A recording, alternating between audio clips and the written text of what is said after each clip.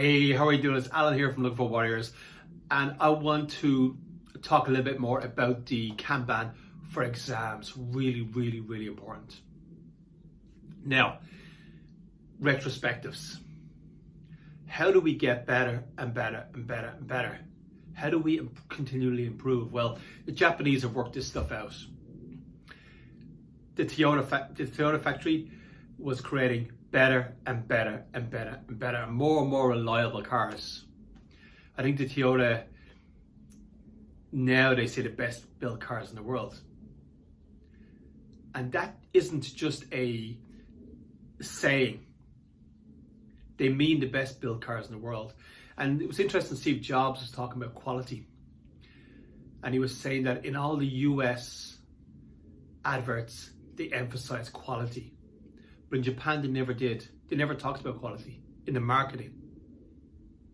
It was just expected that it was quality if it was coming from Japan. Quality was just a culture. And improvement and making things better was just a culture. They didn't need to talk about it. People just knew that it was going to be reliable and it was going to be good quality. So they didn't need to make a big deal about it. So quality and improvement. Now, in your exams, you want to do the same thing. We want to make sure you're doing better and better and better as you go along. There's a great graphic online. I'll see if I can find it. I'll put it up here for you. But it shows what happens if you can make only a 1%, 0.001 improvement in what you're doing every day. If you make the smallest, most minute improvement, like for example, if you have $100, I'm going to use dollars because YouTube tells me that a good chunk of the audience is in the US. So let's say you have $100. So you can convert it into your local currency. Let's say you have $100 and you multiply that by 0.01, 1 cent every day. In 1 year, you have nearly $3,800 from that $100, only with a 1% improvement every day. And I'll put the graphic up here so you can see it. But continual improvement it's just like compound interest. Continual improvement is so important. And will just make you better and better and better and better. And you look back, let's say, if you can picture yourself a year from now, looking back at where you were a year ago, looking back to today, and noticing how much better you are right now than you were a year ago. Seeing the improvements in whatever way it is. So improvements are really important. It's important to focus and make things better and better and better. And Agile and Kanban allows you to do that. Now, how do we improve things? Well, we have something called a retrospective. Now, you can do a retrospective anytime you like. In Agile terms, they do a sprint, then a retrospective, then a sprint, then a retrospective. Now, a sprint can be anything. It can be a week. Quite often it's 2 weeks, or it can be a month. I would say for exams, you really want to do it once a month. So you're improving what you're doing every single month. And you're probably going to get more than 1% improvement each time. So retrospective is real simple. 3 questions.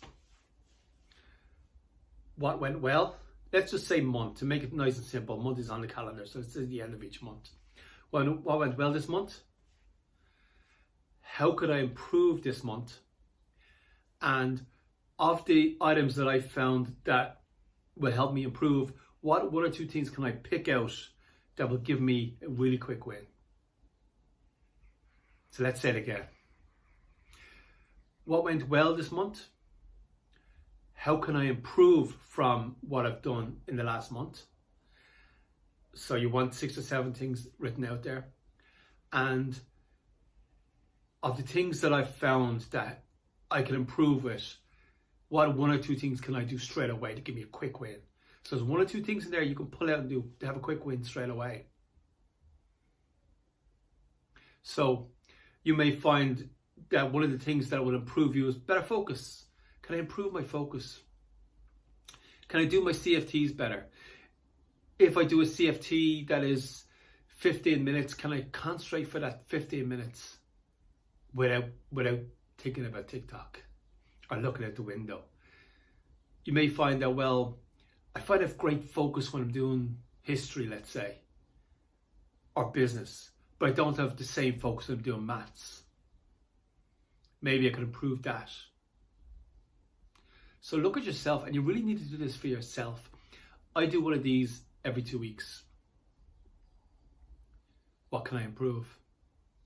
So look at yourself. I do it just for personal, for business. But look at yourself. How can you improve what you're doing as far as... Now you can add other things. You can add personal things into this if you want. That's up to you. You're doing it for you. You can add fitness goals in, whatever you want. But what have I done in the last month, and how can I improve? What things can I improve? So maybe my focus can be better. Maybe I have to focus on, maybe do a smaller CFT so I can just have focus for that time in that CFT. Maybe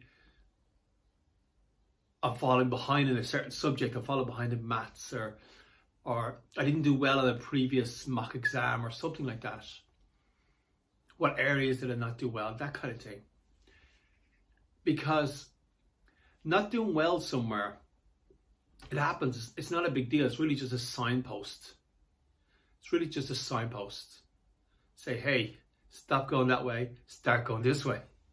It's really just a signpost to redirect you slightly.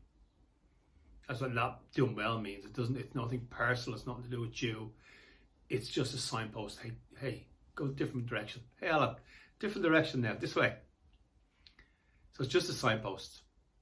But your retrospective is super important. And I would, just to make it simple, I do every 2 weeks, but 2 weeks can be difficult because obviously there's not always 4 weeks in every month, and it's unclear when you're supposed to do the next one.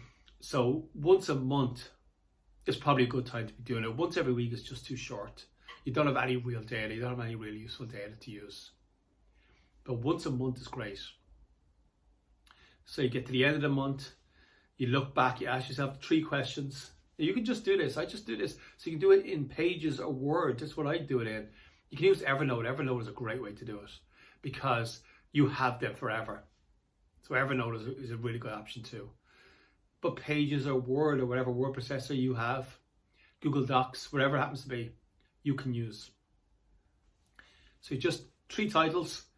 What have I done well this month? What can I improve of what I've been doing this month?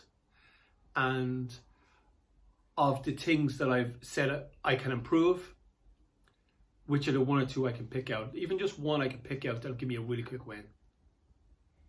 Now, different people do retrospectives different ways. This is the way I do it, and this is the way I think you should start doing it. Just those 3 simple questions. And those little improvements that you find every single month, those little improvements are going to make you better and better and better. And it's cumulative. If you get a 10% increase and a 20% increase next month, and the next month get a 40% increase, you don't add them together. That's not 70% increase. It's more like 150% increase because they're cumulative.